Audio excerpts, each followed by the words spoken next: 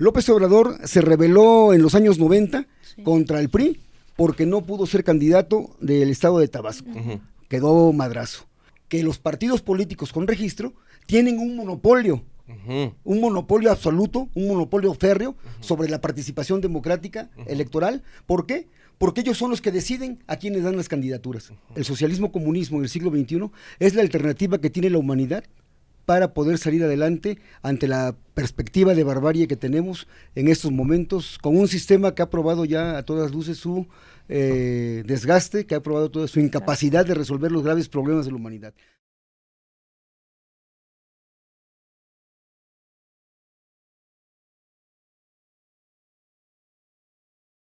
Buenas tardes, buenas noches, buenos días, bienvenidos a una entrega más de Honores a la Bandera. Muchísimas gracias a toda la gente que en estos momentos nos está viendo en alguna de nuestras plataformas, Spotify, Google Podcast, Amazon Music, iHeartRadio, YouTube. Este es un excelente momento para suscribirse y muchísimas gracias a todos nuestros Patreons, patreon.com/todo menos miedo. Si en estos instantes nos están viendo en Patreon, nos están viendo con 24 horas de antelación, lo cual agradecemos de todo corazón. Ustedes son la gasolina que mantiene encendida esta máquina y como ustedes pueden ver, estamos con invitados y estamos muy contentos porque se han respondido nuestros rezos. Sí. En esta mesa hay candidaturas presidenciales.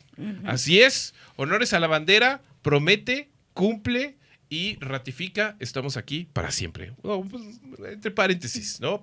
Con puntos suspensivos hasta el infinito. Siempre. Y estamos muy contentos porque el día de hoy nos acompaña el gran maestro Marco Vinicio Dávila. ¿Cómo estás, Marco? Gracias, pues en primer lugar agradecerles a ustedes, a todo el equipo, la invitación. Sí. Desde luego es un honor para nosotros estar aquí con ustedes. Estamos muy contentos porque el gran maestro Marco Vinicio Dávila se acerca a Honores a la Bandera y está acompañándonos esta mañana. Nada más que antes de conversar con él sobre su candidatura, sobre el Partido Comunista de México y sobre tanto más, tenemos que recordar y reconocer que el día de hoy, 23 de mayo, día en que se hace esta grabación, nos quedan 130 días con Andrés Manuel López Obrador. 130 días de número cerrado, 130 días con Andrés Manuel López Obrador. Ya el 100 está ahí a la vuelta de la esquina, a un mes nada más. Y también es un excelente momento para decir: ¡México! ¡México! ¡México! ¡Qué grande eres! Ahora sí, Marco, muchísimas gracias por acompañarnos. Bien, gracias. Pues aquí estoy para lo que ustedes dispongan. Vamos a tratar de contestar todo lo que nos pregunten. Sí. Y bueno, ténganos paciencia nada más. Si alguien en estos momentos se está preguntando por qué estoy tan sudoroso y por qué estoy tan inquieto y nerviosón, pues es que Marco Dávila, el gran maestro Marco Vinicio Dávila es candidato a la presidencia de la República por el Partido Comunista de México. Sí. Y lo convocamos, atendió de manera generosísima, el partido también atendió de manera generosísima y rápida, y el día de hoy te tenemos aquí, Marco, te agradecemos otra vez, y listo, Marco, vamos a platicar contigo alrededor de una hora, alrededor de tu candidatura, alrededor de ti, alrededor del partido y alrededor de este México del 2024 y del 2030 y de ahí para adelante.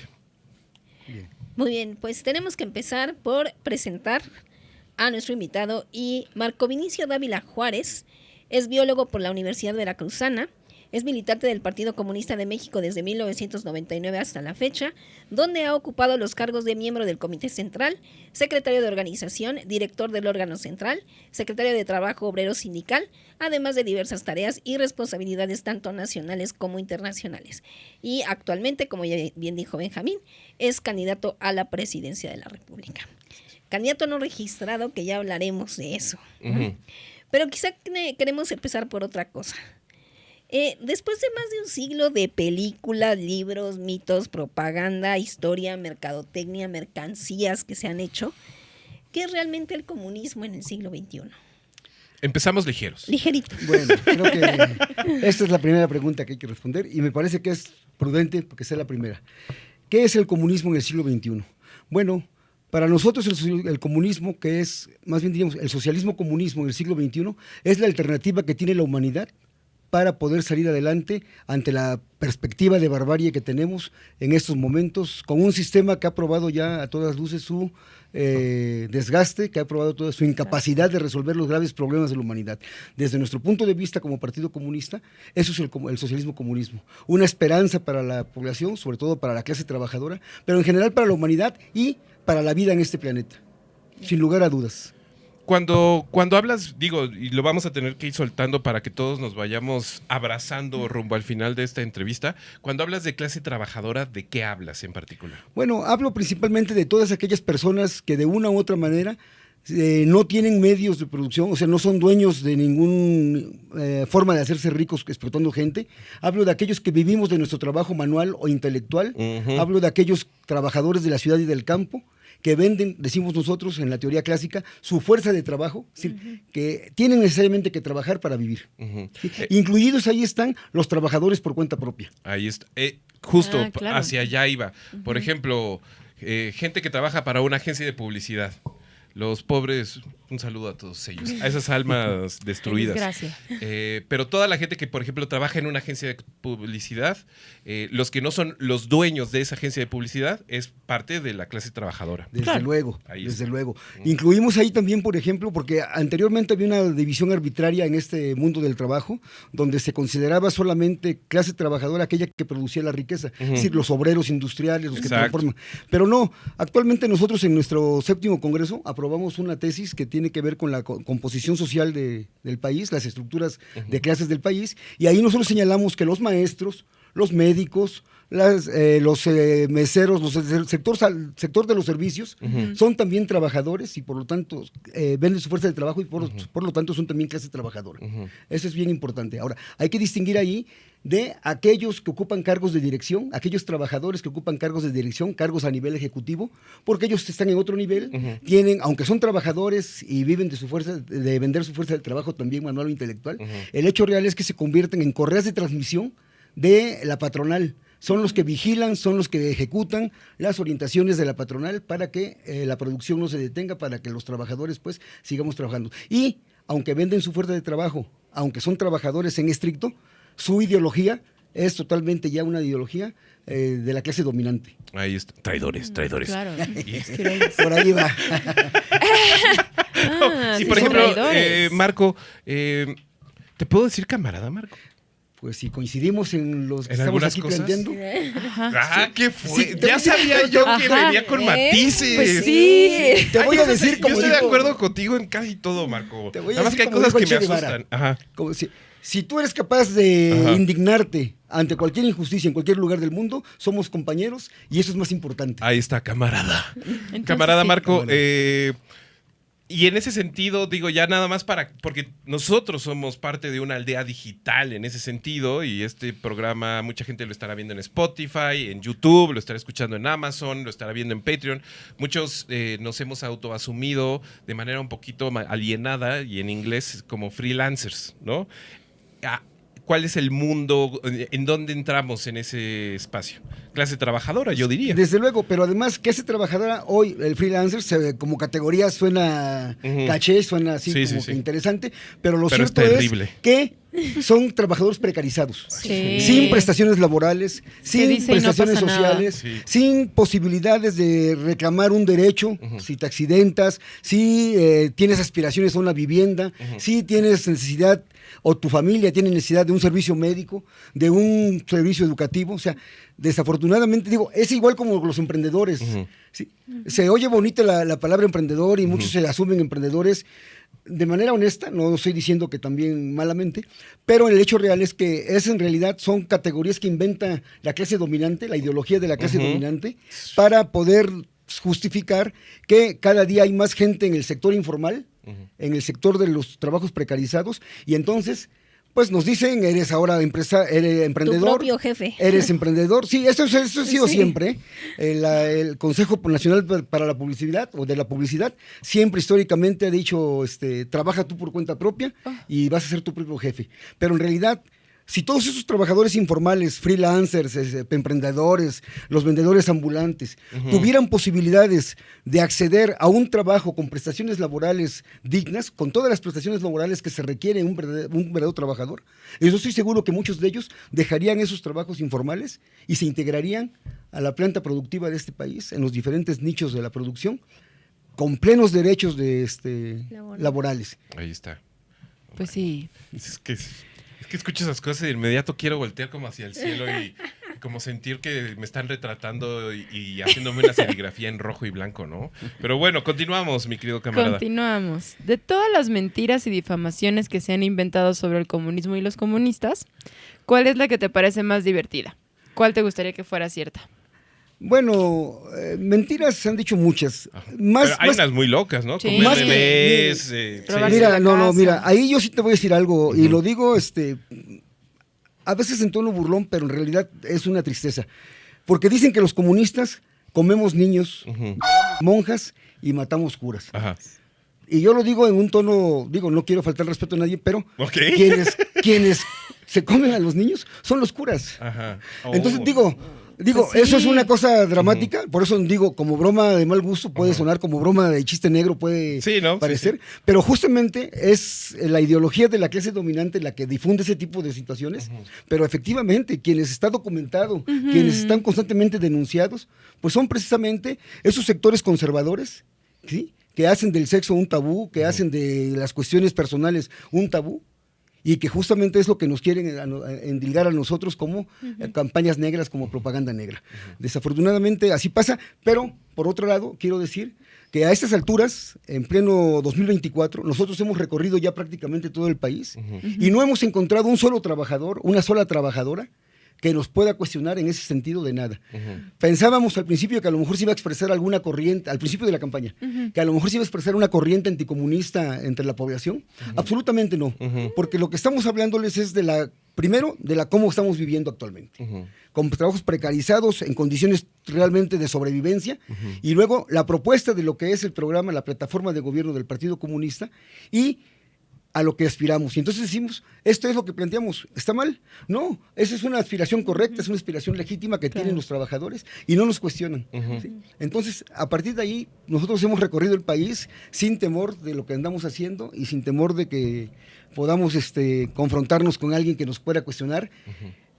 Sigo, si alguien nos cuestiona y eso, pues habrá que enfrentarlo, habrá que debatir, pero en todo caso, esa es la propaganda negra que más nos endilgan. Ya. No nos divierte, realmente es dramático, lo digo otra vez, pero eso es lo que digamos más recurrente cuando hay quien nos quiere denostar. Ahí está. ¿Qué era? Comen bebés, monjas, matan curas. La propaganda de los años 60, 70 del siglo pasado anticomunista iba en ese sentido. Ahí, listo. Y hablando de este 2024 de elecciones con Morena a la cabeza de casi todo, ¿qué es ser militante del Partido Comunista de México? O sea, ¿qué es ser de izquierda en este México? Bueno, eso es bien importante porque justamente este gobierno se autodenomina de izquierda y muchos incluso lo catalogan como socialista o como comunista inclusive. Inclusive a López Obrador lo consideran así. Qué chistoso, ¿no? Acaba de pasar justamente la famosa Marea Rosa, ¿se Marea llama? Rosa. El domingo. Y una de los insultos simpáticos del domingo constantes fue como comunistas, que era como, no sé si incluso sea un insulto, ¿no? Porque si tú hubieras estado por ahí hubieras dicho, no son comunistas, nosotros sí somos comunistas. ¿Qué pasó? Aquí estoy. ¿Qué pasó? Dígame. ¿No? Pero es chistoso, ¿no? Y si somos serios y somos muy puntuales con respecto a planes de gobierno, a intenciones, a modos, a el desarrollo incluso de el gobierno y de sus planes y de sus perspectivas a futuro, pues entendemos que la izquierda en México está, o lo que se entiende por izquierda en México está desdibujado en esos niveles, ¿no? Sí, ya tiene muchos años, yo creo que desde el finales del siglo pasado empezó ese desdibujamiento, esa pérdida de identidad del abanico electoral. En los años 80, en los años 90 todavía a mí me tocó participar joven en procesos electorales, donde por ejemplo los partidos tenían militantes. Sí. El PAN tenía militantes que se identificaban con una ideología. Ujú. Que ahorita están en crisis de militancia. Sí, por sí. cierto. Una ideología Sí. conservadora, pero eran congruentes y consecuentes con esa ideología. Claro. Nosotros militábamos en algunas fuerzas de izquierda y ahí también militábamos en función de la ideología.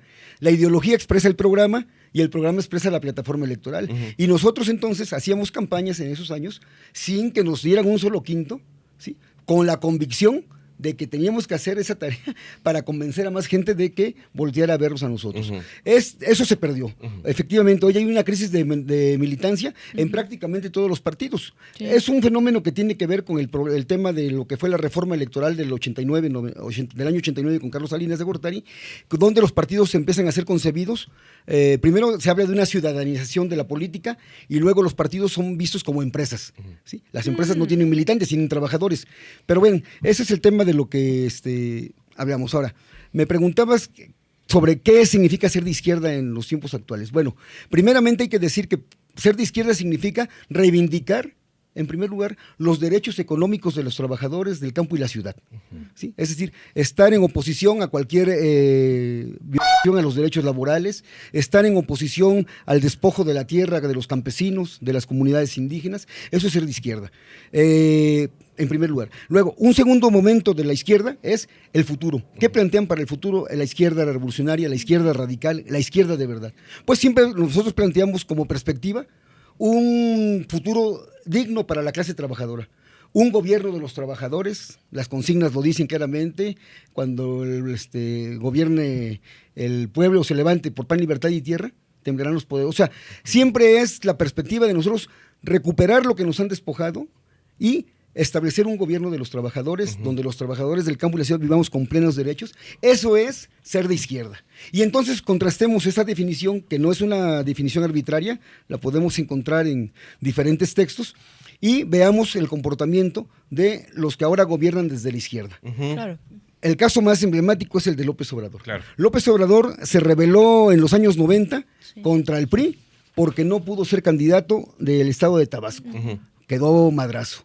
Entonces él hace una gran movilización, toma los pozos petroleros en Tabasco, reclamando su derecho a participar electoralmente como abanderado del PRI. Es decir, no hay ahí un reclamo de las demandas de los trabajadores de Tabasco, no hay una demanda de los campesinos de Tabasco, en cuanto a que el artículo modificado por Carlos Salinas de Gortari, el artículo 27, empezó con el despojo de la tierra, que en esos años, allá en Tabasco precisamente, empezaron a entrar compañías petroleras, ¿sí?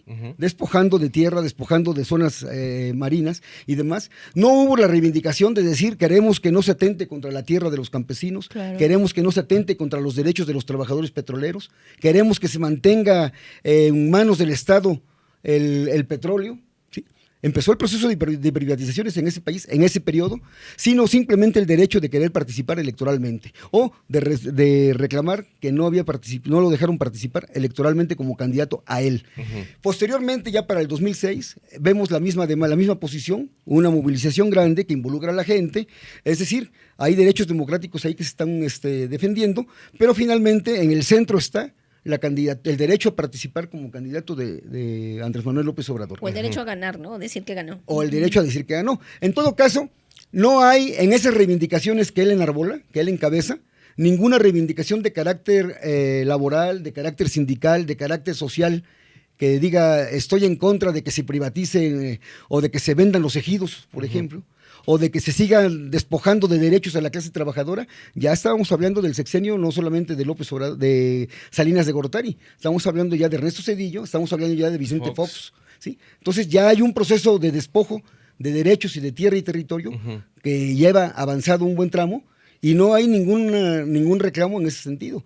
De manera vaga se establece como consigna que por el bien de México primero los pobres. Ajá, exacto. ¿Sí? Pero ahí es donde nosotros caracterizamos desde entonces a López Obrador como un demagogo. Entonces, es decir, tiene un discurso hacia afuera, pero sus medidas de gobierno son de otro tipo. Y en esa misma, digamos, con esa misma tabla que estamos midiendo a López Obrador, podemos ver al resto de los que andan con él, podemos ver su gabinete que nombra en el 2018, empresarios como Alfonso Romo, que viene siendo el equivalente a lo que fue en su tiempo José María Córdoba Montoya, Sí, un empresario vinculado, que era el vínculo entre el gobierno y el empresariado nacional, ¿sí? Y medidas de gobierno totalmente antipopulares, totalmente antiobreras, totalmente, hoy podemos decir, antidemocráticas incluso. Antidemocráticas. ¿Sí? Entonces, conclusión, López Obrador, la Cuarta Transformación y Morena no son de izquierda, y mucho menos son socialistas, mucho menos son comunistas. Es más, el mismo López Obrador en algún momento por ahí diciendo que en México no se aplicaban las tesis de Carlos Marx sobre el tema de la lucha de clases. Dice, en otros lugares se puede aplicar lo de las tesis de Carlos Marx. Aquí en México no es la explotación, es la corrupción, el tema con el cual se hacen ricos unos y se hacen pobres otros. ¿Sí? Entonces, bueno. Que es juguetoncísimo, ¿no? Pues es un malabar muy, muy demagógico. Por ahí escribimos incluso un artículo denunciando eso y demostrando lo que ahora es más que evidente, que en este país los únicos que se han beneficiado, no por el combate a la corrupción, sino por la sobreexplotación a la que está sometida la clase trabajadora cada día más, porque cada día perdemos más derechos laborales, cada día están más privatizadas algunos derechos como la salud, como la educación, como el tema de la vivienda y todos los derechos sociales que pudiéramos argumentar en favor de los trabajadores, y quienes han beneficiado en este sexenio son los mismos que se beneficiaron desde que inició el proceso de privatizaciones y despojo con Carlos Salinas de Gortari. O sea, esos son datos duros, no los estamos inventando, ni es una narrativa nada más electoral. Tal vez son demasiado duros, camarada. Tal vez no estamos listos para escucharlo. Tal vez escucharlos lastima. No, sí, escuchémoslo. No, en la pero clase. escuchémoslo, porque justo creo que estás poniendo el dedo en la llaga en términos de que mucha gente ahorita diría tal vez, y los apoyos, y las becas, y a López Obrador le gusta Silvio Rodríguez, ¿cómo no va a ¿Qué ser pasó? de izquierda?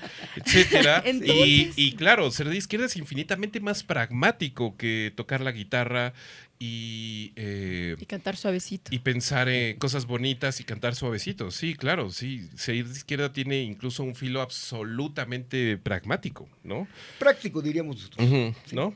Entonces, sí, claro. Sí. Práctico en el sentido de que nosotros pretendemos transformar la realidad. O sea, no estamos contemplando ni estamos nada más diciendo esto está pasando. La izquierda académica, algunos académicos que se reclaman marxistas o marxólogos decimos nosotros, pues desde la academia hacen análisis, escriben libros, a veces buenos, a veces no tanto, pero la izquierda realmente se tiene que comprometer no solamente a leer la teoría, sino a llevarla a la práctica. Es decir, debemos dejar de ser contemplativos y ser más prácticos en la transformación de la realidad. Ahí está. Listo. A ver, cuéntanos, ¿qué hubieras preferido? ¿Una coca con Fidel o un vodka con Stalin? No, bueno, cualquiera de las dos, yo me lo hubiera tomado con cualquiera de los dos. Sí, definitivamente. Los ¿no? tres. No. Foto Una para la foto historia. con sus bebidas. Definitivamente, nosotros cuando iniciamos nuestra actividad política en la adolescencia, bueno, tuvimos un referente en la Revolución Cubana. Claro. Era un referente nuestro que sigue siendo paradigmático, pero nuestro principal referente, nuestro principal paradigma, por todos los logros que se pudieron construir durante 70 años que existió la Unión Soviética, pues es la Unión Soviética. Y ahí el responsable de la construcción del socialismo en la Unión Soviética, si bien es cierto, el maestro Lenin fue quien logró el triunfo de los bolcheviques en la gran revolución socialista de octubre, fue Stalin el que desarrolló todo lo que es el socialismo, la experiencia socialista en el siglo pasado. Entonces, definitivamente hay que reconocerlos a los dos como grandes estrategas, grandes intelectuales y grandes constructores y defensores del socialismo, comunismo. Ahí está. Y Fidel era simpatiquísimo, ¿no? Dicen. Stalin también. ¿Sí? Se supone que sí. Solamente hay que entender una cosa. Tenía sus No. devaneos, ¿no? Hay que entender, Pero dicen que era divertidísimo. hay que entender que Stalin, pues, le tocó vivir un periodo muy duro. Ajá. No solamente era la construcción socialista, es el tema de la Segunda Guerra Mundial, Sí. Claro. es el tema de estar al frente de un ejército, de un pueblo, de una nación que se tenía que dar en la torre y se dio, de hecho, Sí, 20 millones de soviéticos asesinados en la guerra por el nazifascismo. Entonces, a veces, pues, aunque uno sea alegre, aunque uno sea, las condiciones nos exigen ser duros a veces. Hay que perder la risa de vez en cuando. De vez en cuando. Sí, ¿no? pero sus escritos, Stalin, hay que decirlo también, por eso lo reivindico, Stalin fue un intelectual, él desarrolló, ahí sus obras completas forman 18 tomos, ¿sí? Y donde encontramos un compromiso muy fuerte con las masas obreras, con las masas campesinas. Es decir, hay que tener una disposición de un corazón muy grande para poder preocuparse por un país como era la Unión Soviética. Se puede entender entonces que sí tenía un gran corazón, que sí tenía mucha humanidad, ¿sí? Pero que las condiciones de la guerra, bueno, le pusieron en un momento crucial, perdió un hijo en la guerra incluso. Entonces, bueno, pero lo reivindicamos, porque no en balde hizo lo que hizo y algo bien interesante también, déjenme decirle, hoy los jóvenes incluso que se han acercado al partido ya con ideas de socialismo, comunismo, con ideas marxistas, llegan reivindicando a Stalin antes que nosotros incluso hablásemos de él. Es bien importante porque pues lo están leyendo, lo están buscando. Entonces no es que nosotros les estemos diciendo Stalin esto, Stalin aquello. Ellos cuando vienen y nos empiezan a hablar de Stalin, dices, bueno, qué bueno que lo están conociendo por su cuenta, qué bueno que no están siendo víctimas de las campañas negras en contra de Stalin. Entonces, bueno, eso es lo Imagínate que sacón de onda que de repente tu hijo así como de 12, 15 años te diga, anoche estaba pensando en Stalin. ¿Qué? Así como, wow. Ok. Bueno, este ciclo, estamos regresando. Pues me ha tocado, me ha tocado. Sí, no, pues claro. Ver casos así. Hablando de los camaradas soviéticos, Lenin decía que la democracia es democracia para una minoría, para los ricos, para una minoría insignificante. ¿Qué entienden en el Partido Comunista de México por democracia? Si están buscando entrar en la estructura partidista, ¿con qué partidos dialogaría? Bien. En primer lugar, esa afirmación de Lenin es correcta, pero en un cierto contexto. Es decir, la democracia burguesa actual es una democracia para una minoría. ¿Sí? En realidad, es una dictadura para la gran mayoría de la clase trabajadora. ¿Sí? Nosotros aspiramos a una democracia de los trabajadores. Una democracia donde los trabajadores puedan, pues, desarrollar sus capacidades manuales, intelectuales, su derecho al ocio, incluso, a la recreación, al ocio, de una manera plena. Y entonces ahí hablaríamos de una verdadera democracia, una democracia obrera, una democracia proletaria, una democracia de los trabajadores. Ya no sería para una minoría, puesto que las grandes mayorías, no solamente en México, sino en el mundo, los formamos la clase trabajadora. Entonces, ahora bien, en ese momento, en un sentido de la democracia, ¿con qué fuerzas dialogaríamos? Bueno, nosotros en la campaña electoral que estamos haciendo, tenemos un objetivo más allá de lo electoral, que es reagrupar a todas aquellas fuerzas sociales que estén dispuestas o que están luchando y resistiendo o que están dispuestas a organizarse y a luchar.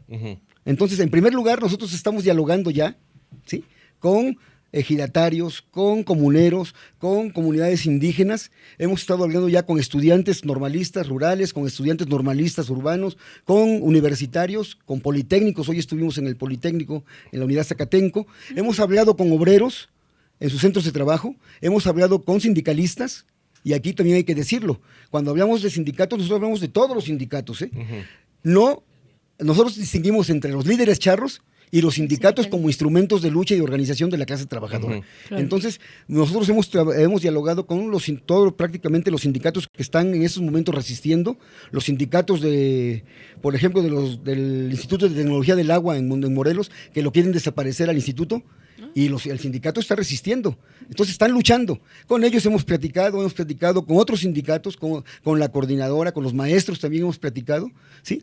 En primer lugar, con esas fuerzas. Ahora bien, ¿con qué fuerzas aspiramos a luchar? Que también es bien importante esto con la campaña, fue de los aciertos que hemos tenido, fue el hecho de que hoy hemos metido una agenda, que es la agenda que el partido está impulsando ahorita en la campaña, a un montón de organizaciones de izquierda, que estaban apoyando o que están apoyando a López Obrador, y que en esos momentos nuestra agenda ha sido parte de sus debates o está siendo parte de sus debates para cuestionar el apoyo a López Obrador y lo que sigue para que ellos puedan actuar de manera independiente. Entonces, en segundo lugar, con esas otras fuerzas. ¿Con qué fuerzas no vamos a dialogar? Con las fuerzas de la burguesía, con aquellos representantes de la patronal, con aquellos representantes de los grandes monopolios. No vamos a dialogar con ellos porque lo que tendríamos que dialogar es cómo nos van a entregar el poder. No creo que nos lo quieran entregar por la buena, entonces no creo que quieran platicar con nosotros en este momento. Y con aquellos militantes que están con un partido, claro, pero, como decías hace rato, son capaces de indignarse por las mismas causas. Claro, no, en ese sentido sí estamos platicando. Nosotros reconocemos, por ejemplo, en Morena, una buena parte de la militancia que ha llegado al partido en los últimos 6 años viene de Morena. han sido militantes de base de Morena, fueron fundadores incluso, repartieron el Regeneración, anduvieron tocando puertas para hacer listas, sí, estaban involucrados, pero en el primer año de gobierno se desengañaron o comprendieron que el gobierno de López Obrador no era un gobierno de izquierda, no era una fuerza de izquierda, rápidamente lo abandonaron. No todos, algunos de ellos han llegado a nuestras filas y nosotros estamos convencidos que en las bases de todos los partidos son trabajadores, son trabajadoras. Nos hemos encontrado en diferentes lugares con la campaña comunista en el país, militantes del PAN, o no militantes, brigadas del PAN, brigadas de Morena, brigadas del PT, del Verde Todos Ecologista. son trabajadores. Y nos hemos puesto a platicar con ellos, les hemos repartido la propaganda, nos escuchan, se quejan, les pagan 200 pesos diarios por 6 horas. En algunos lugares nos decían que los cobran diario porque si los cobran a la semana no se los pagan luego. Entonces, son trabajadores precarizados que están haciendo un trabajo como cualquier otro, pero que están también buscando cómo salir adelante. Entonces, con las fuerzas, las bases de los partidos políticos, de todos los partidos políticos, seguramente vamos a platicar porque seguramente tenemos coincidencias en demandas de carácter económico, en demandas de carácter político, y con ellos estamos también en posibilidad de platicar. Sí. Bien. Sí, no es que ahorita lo conecto porque tengo ahí una pregunta, pero sigamos con la que sí. Va. ¿Cuál es tu comunista favorito? Ya dijiste Bueno. Stalin, ya no se vale decir Stalin. No se vale repetir. Ya debe No, haber no, es así que no. en el anecdotario, en el panteón, Pues es muy famoso, en pero el hay más. Parnaso de todos los comunistas geniales y enloquecidos que en el mundo han habido, de Mayakovsky al Che Guevara. ¿Cuál es que digas, hijo, es que ese cuate sí está No se trata de decir favorito, ¿No? porque no son rockstars, no son no. Poquito. No. Poquito. Más bien podríamos pensar de quién te parece que ha aportado más, Claro. con quién te identificas más a lo mejor en su comportamiento, en su estilo. Yo desde los 16 años que me empecé a involucrar plenamente ya, de manera consciente, en el estudio de la literatura marxista, de la literatura socialista comunista, bueno, como joven y además que en aquellos años, en los años 80, las luchas en Centroamérica, las luchas en Sudamérica de los pueblos en contra de las dictaduras, pues definitivamente yo lo dije, la Revolución Cubana fue un paradigma, Claro. fue un ejemplo, y dentro de ellos el Che, desde luego. Ya, claro. Nosotros empezamos a leer pues prácticamente los 9 tomos de las obras completas del Che publicadas por en La Habana, pues, por Ciencias Sociales, me parece que era la editorial. Nos hicimos guevaristas, nunca nos pusimos una boina y nunca nos vestimos de militares, ¿sí? Pero asumimos pues el ideario del Che. Por ejemplo, yo les puedo decir, un poco, a lo mejor egoístamente hablando, el Che le dice en la carta a sus hijos, estudien, sean los mejores estudiantes para que aprendan la ciencia y la técnica que dominan la naturaleza. Esa, por ejemplo, enseñanza del Che, yo la asumí como propia. Y yo en la escuela, no es por nada, pero yo fui un buen estudiante. Desde la prepa hasta la universidad, yo fui un estudiante bueno, me esforcé pues por ser buen estudiante, porque me interesaba seguir ese consejo del Che. Y hay muchas, yo puedo citar de manera cotidiana 2, 3 frases del Che, dependiendo de los contextos, no como frases nada más, sino porque uno las está asumiendo como parte de su vida cotidiana y de su parte permanente. Pero, pues definitivamente, los maestros de la teoría marxista-leninista son Marx, Engels, Lenin, fundamentalmente. Y con ellos todo el tiempo estamos referenciándonos, todo el tiempo estamos estudiando, todo el tiempo estamos leyendo, todo el tiempo lo tenemos pues como libros de cabecera. Entonces no es que sean favoritos porque nos motiven algo en abstracto, sino que tenemos sus lecturas de manera permanente, ¿sí? Estamos elaborando teoría permanente, de manera permanente. La elaboración que nosotros hacemos de teoría no tiene que ver con fines académicos, son análisis teóricos para resolver problemas concretos de la realidad. Claro, sí. Entonces, ahí es donde nos referenciamos. Pero yo diría, si se trata de decir con quién te identificas, bueno, reivindicamos a Stalin, pero nos identificamos con el Che, pero nuestros maestros son Marx, Engels y Lenin. Ahí está. Definitivamente. Muy bien. Pensando en la estructura de la campaña presidencial y en las metas concretas, ¿cómo se relaciona la historia del Partido Comunista de México y el Partido Comunista Mexicano en esta campaña? ¿Qué es lo que está impulsando? ¿Dónde ubica sus raíces y cuáles son sus objetivos? Bueno, en realidad, desde el punto de vista histórico, nosotros surgimos a la luz en el 94, En el el 20 de 94. noviembre del 94, con un llamamiento, así se llama. Partido llamamiento Comunista de México. de México. En ese entonces éramos el Partido de los Comunistas Mexicanos, así se nos denominamos. Hasta el 2010, en el cuarto congreso, ya asumimos todo lo que implica ser un partido con características leninistas, un partido de nuevo tipo, decimos, un partido comunista.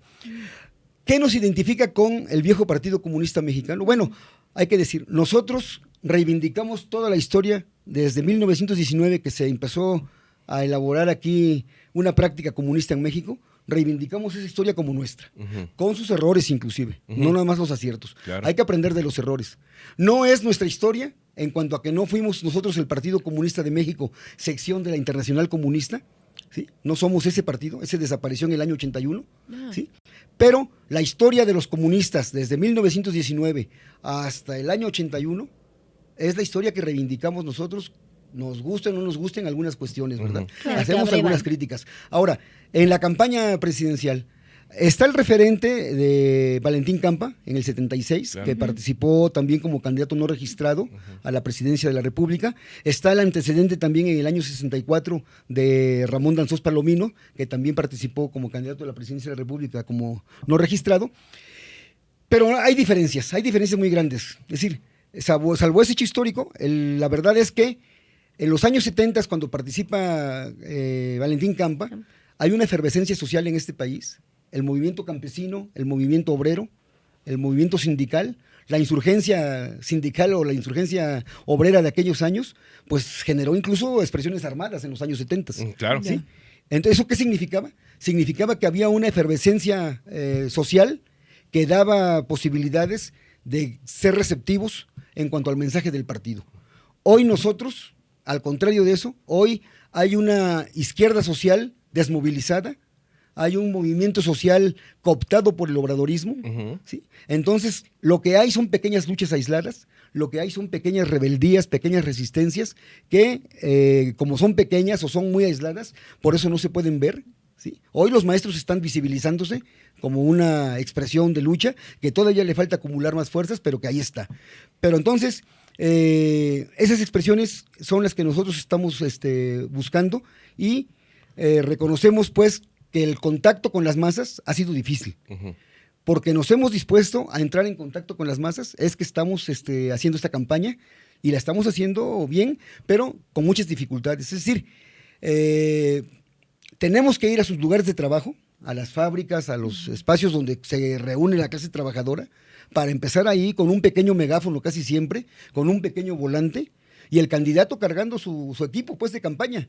No tenemos un vehículo, no tenemos un comité de campaña, no tenemos pues equipos que nos reciban. Sí, lo que tenemos es estructura en 22 estados del país, que es sobre la base de esa estructura que hemos podido hacer la campaña también. Hay estados donde no vamos a poder ir, como Sinaloa, como Chihuahua, como Zacatecas, Guanajuato, porque nuestra estructura no está en condiciones de poder soportar ahí una campaña. Claro. Y nos está pidiendo la gente que vayamos. Tengo yo infinidad de mensajes de WhatsApp, de mensajes de Messenger, ¿sí? Donde nos piden que cuándo vamos o que a qué vamos a ir. Seguramente vamos a ir en otro momento, ya a organizar todo lo que ahora la campaña nos está dando como un activo para el partido. Pero esa es una cuestión. Otra cuestión que hay que decirlo, y es una crítica que nosotros hemos hecho al viejo Partido Comunista Mexicano, es que el viejo Partido Comunista Mexicano, ya para los años 76, que es cuando la campaña de Valentín Campa, está infectado por el virus del eurocomunismo. ¿Sí? ¿Del qué? Del eurocomunismo. Eurocomunismo. Es decir, el tema de la democracia como un valor universal, ¿sí? Y no como lo que decíamos hace rato, la democracia ¿de quién? La democracia de los monopolios, la democracia de los trabajadores. Eso fue lo que hizo que cuando se da la reforma electoral del 78 con Reyes Heroles, pues se insertaran fácilmente en el tema de partidos políticos y se pusieran a hablar nada más de la democracia, y fue lo que llevó hasta lo que terminó siendo el PRD. Sí, nosotros podemos asegurarlo en este momento, tenemos una unidad ideológica, una fortaleza ideológica en cuanto que hemos construido durante más de 20 años ese proceso de unidad ideológica, de unidad política. Tenemos escuelas de formación política permanentes, tenemos discusiones constantes, la propia táctica electoral que hoy estamos practicando. Nosotros hemos tenido otras tácticas electorales, hemos llamado al boicot en el 2015, hemos llamado a no votar en el 2012, participamos en el 2006 en la otra campaña, ¿sí? Como una alternativa de las fuerzas de izquierda para construir un referente diferente, pero es la primera vez que estamos participando electoralmente. Y sin embargo, la seguridad que tenemos de que no vamos a correr riesgo de que porque nos lo han planteado otros periodistas, oigan, ¿no será que ustedes están acumulando una fuerza para poder negociar con Morena o con el PRI algún cargo, así como lo hizo el doctor Simi cuando se lanzó de candidato independiente? Digo, eso descartado. ¿Por qué? Porque tenemos claridad ideológica, tenemos fortaleza ideológica. Nuestra plataforma electoral en realidad es el programa de gobierno de nosotros, el programa, perdón, de lucha. Entonces ahí de lo que estamos hablando son de temas fundamentales de la toma del poder, por ejemplo. Son los temas que estamos poniendo en el orden del día. Hoy estamos planteándole a la clase trabajadora y a las organizaciones que se identifican o se reivindican de izquierda que se vuelva a poner en el orden del día la toma del poder. ¿Es posible que los trabajadores tomemos el poder o tenemos que seguir esperando que la burguesía nos siga dando palo tras palo hasta que nos cansemos y a ver si sobrevivimos? ¿O podemos ya hacerlo? Entonces, el gran objetivo de esta campaña sería como una especie de reagrupamiento. De los objetivos para después del 2 de junio, sí. Es el reagrupamiento de las fuerzas que están de izquierda. Primero, las que están luchando, resistiendo. Segundo, las que tengan interés o que tengan interés de discutir con nosotros seriamente este planteamiento.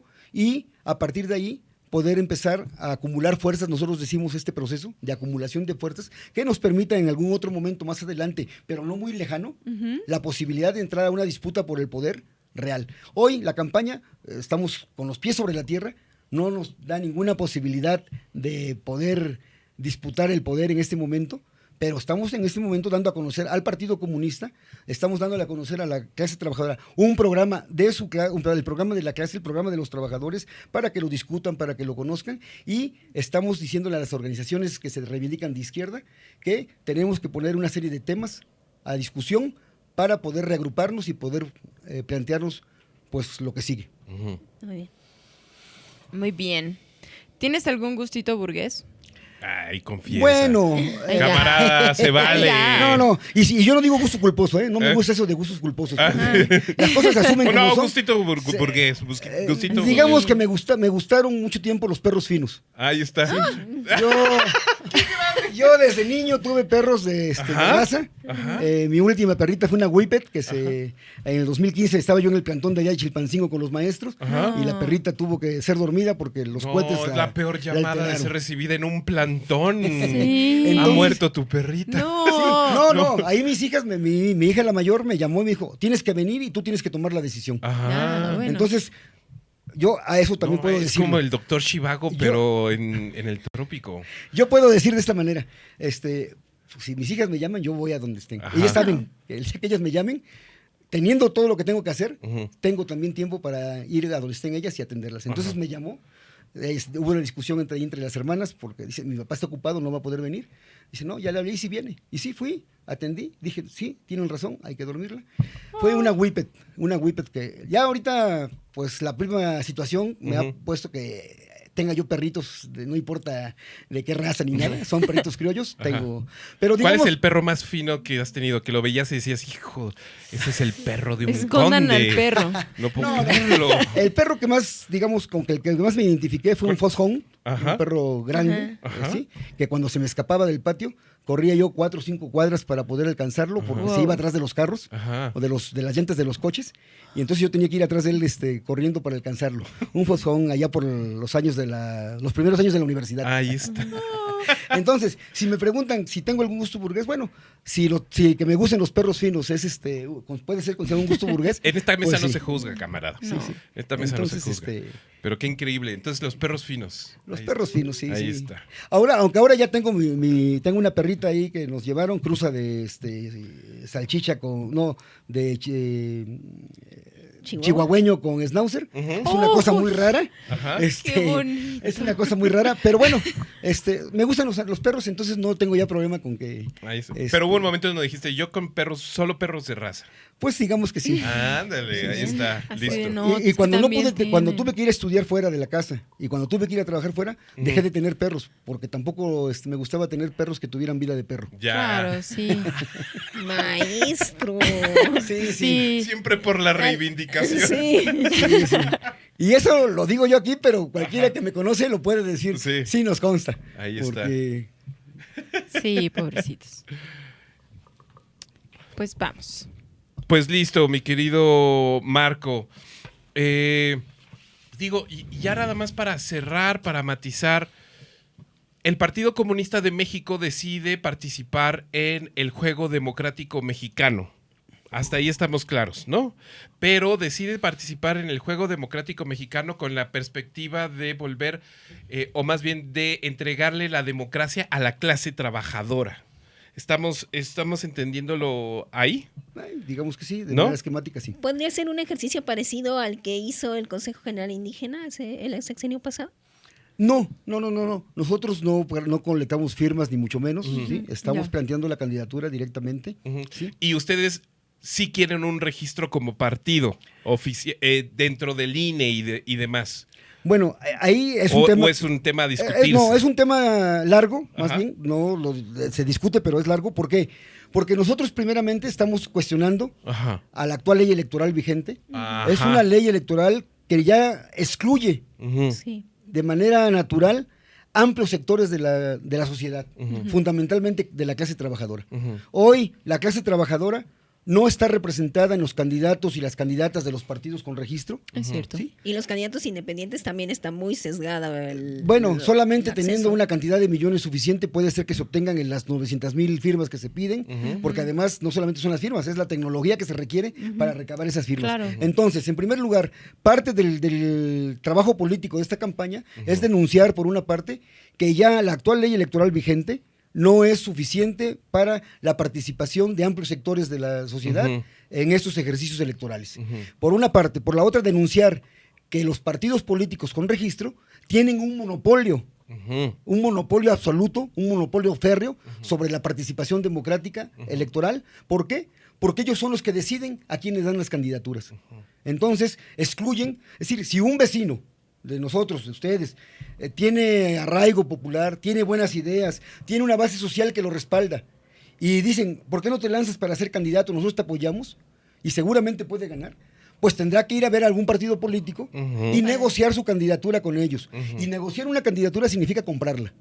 Y comprarla significa que hay que respaldarse con algún grupo de poder político o económico, Claro. que son los que te van a financiar estas campañas. Ok.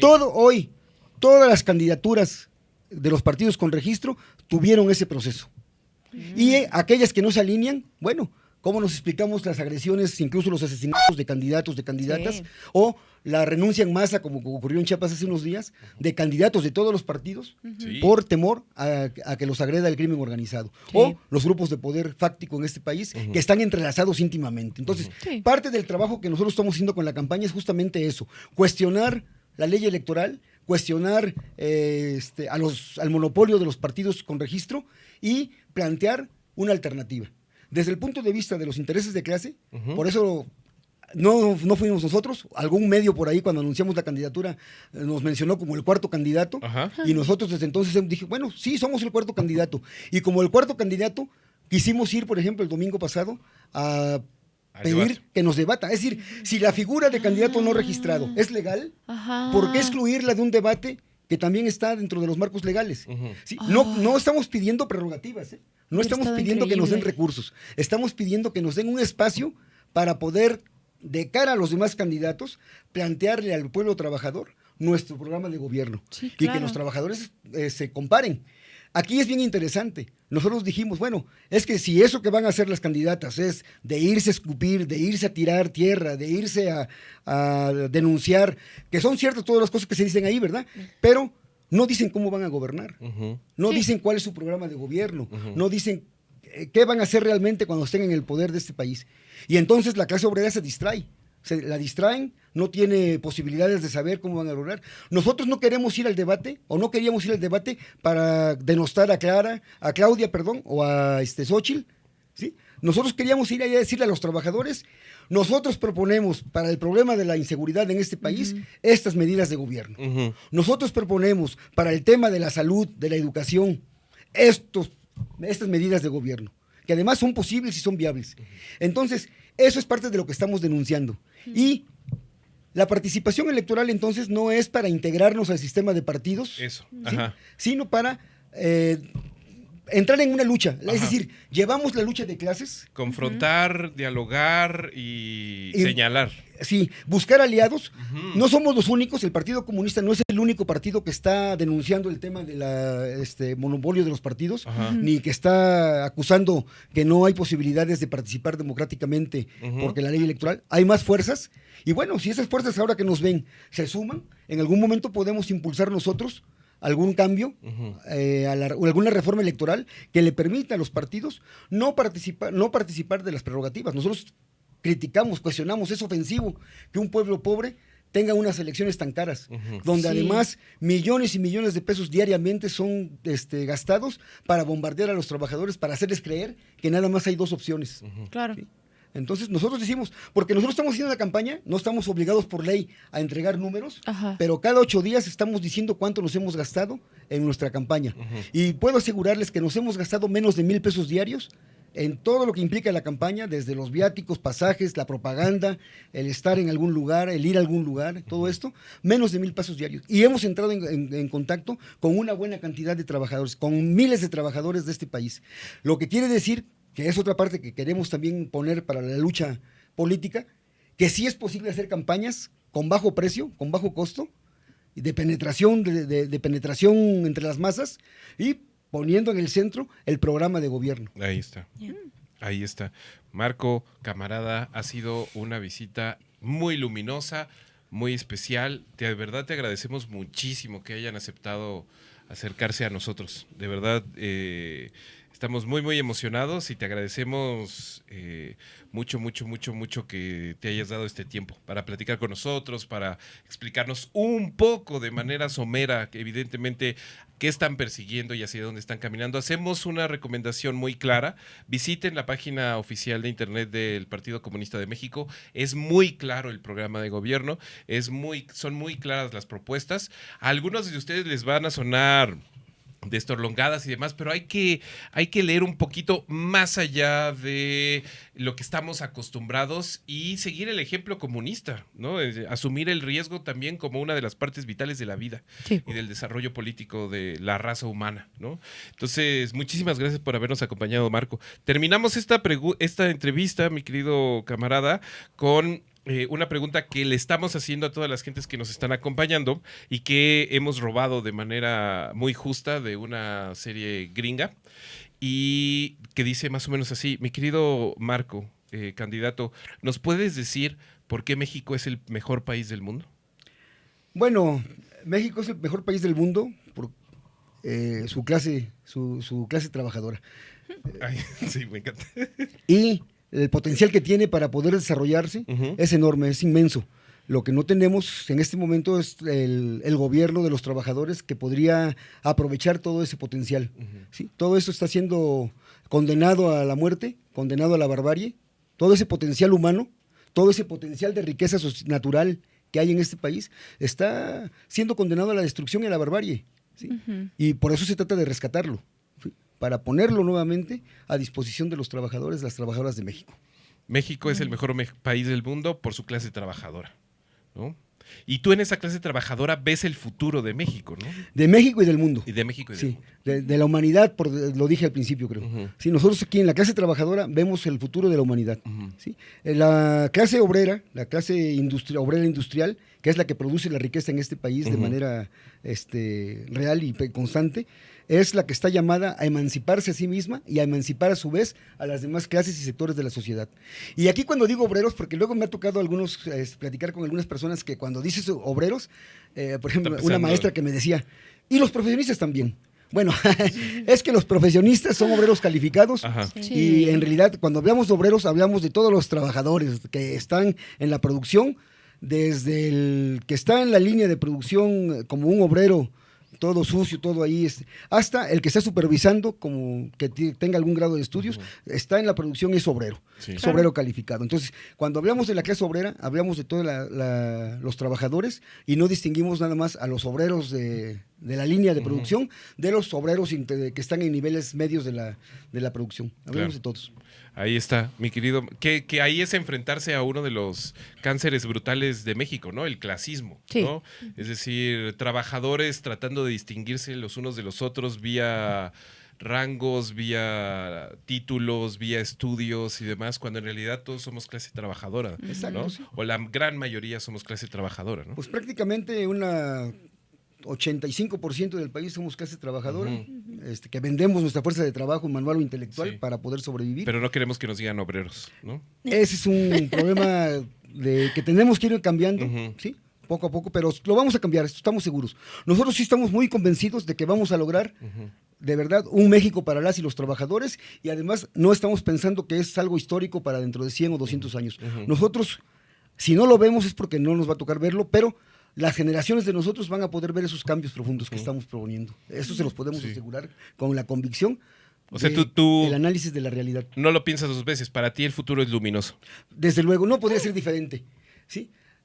Aquellos que no ven un futuro luminoso, a pesar de que la situación de hoy es como la que estamos viviendo, están ya pues desahuciados. Ahí está. Nosotros, aún en las peores condiciones, sabemos que lo que viene, de verdad, no es tampoco una cuestión mística, es una cuestión objetiva, pero tenemos que organizarnos. Por eso andamos.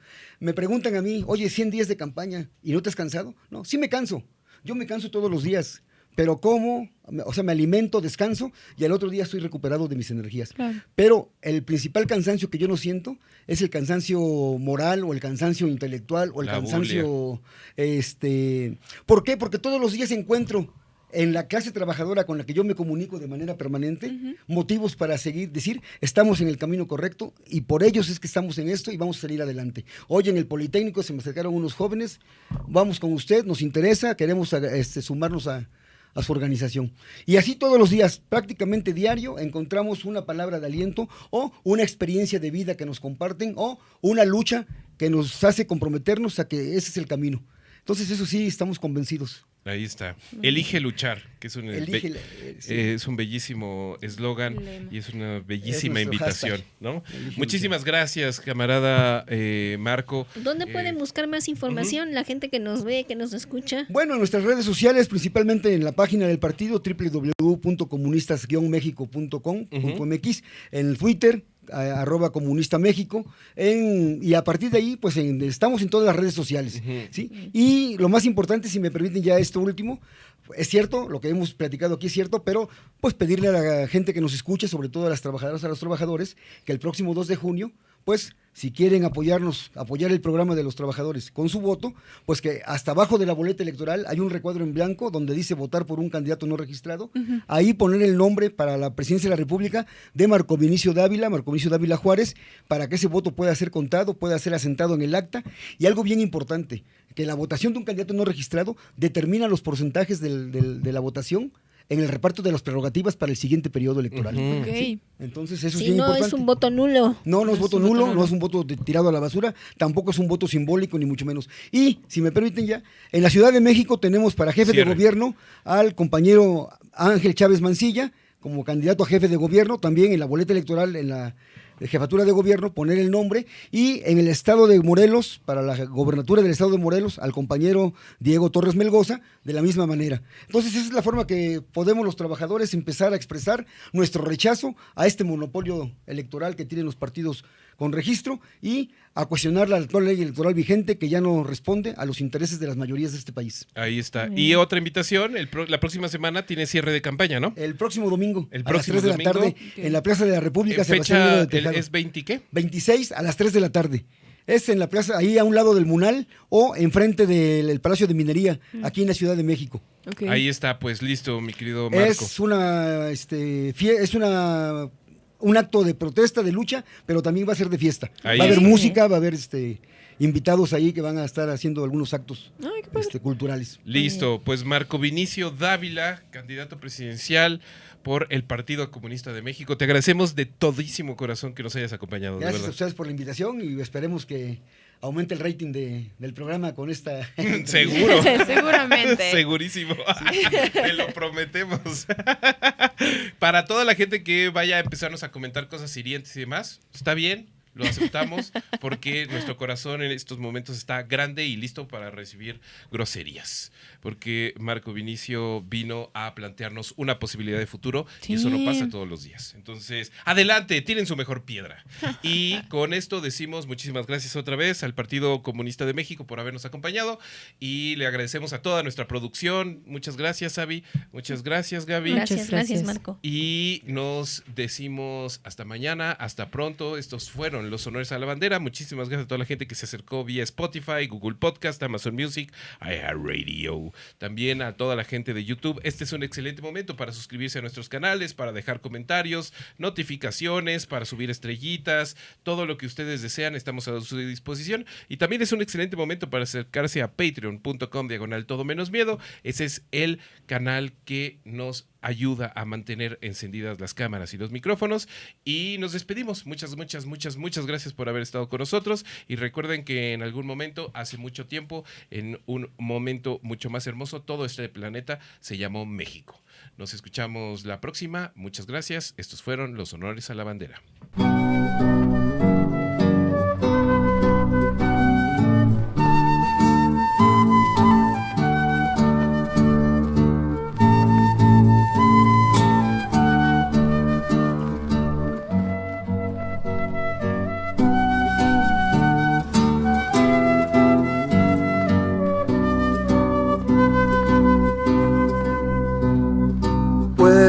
Morir como nací, sabedlo, puro, sencillo y optimista, de pie sobre la tierra como un árbol, en las filas del Partido Comunista, en las filas del Partido Comunista. Abrí sobre el altar de mi ventana y me sentí un diestro paisajista. Oh, qué bello es pintar para la vida, pintar para el Partido Comunista, pintar para el Partido Comunista.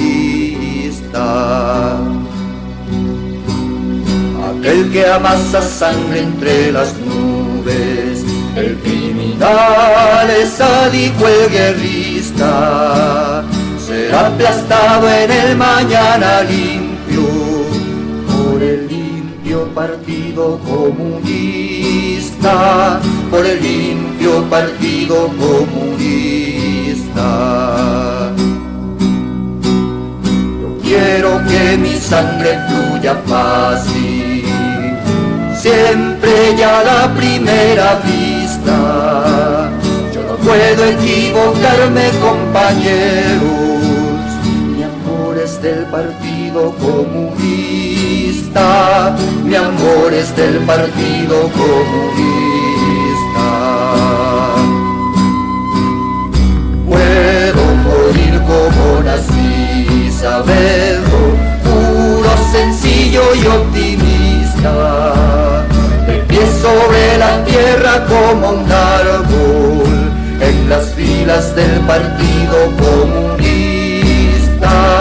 en las filas del Partido Comunista.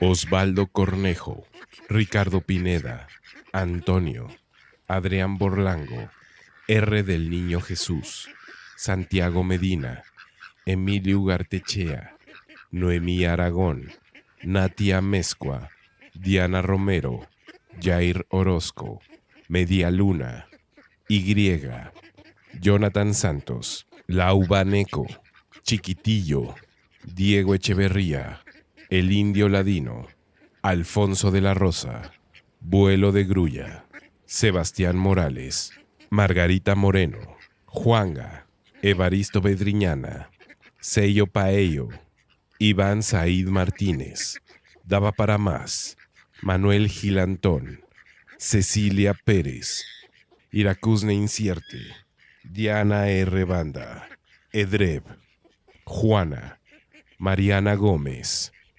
Marcovian, Aleida Savi, Edith A.M., Edwin Osberto Flores, Néstor Gelipe, Amaranta Cabrera, Tremendo Guanajo, Elena CDMX, Diablo Sayayín, Isabel Pedro, Juan José Sánchez,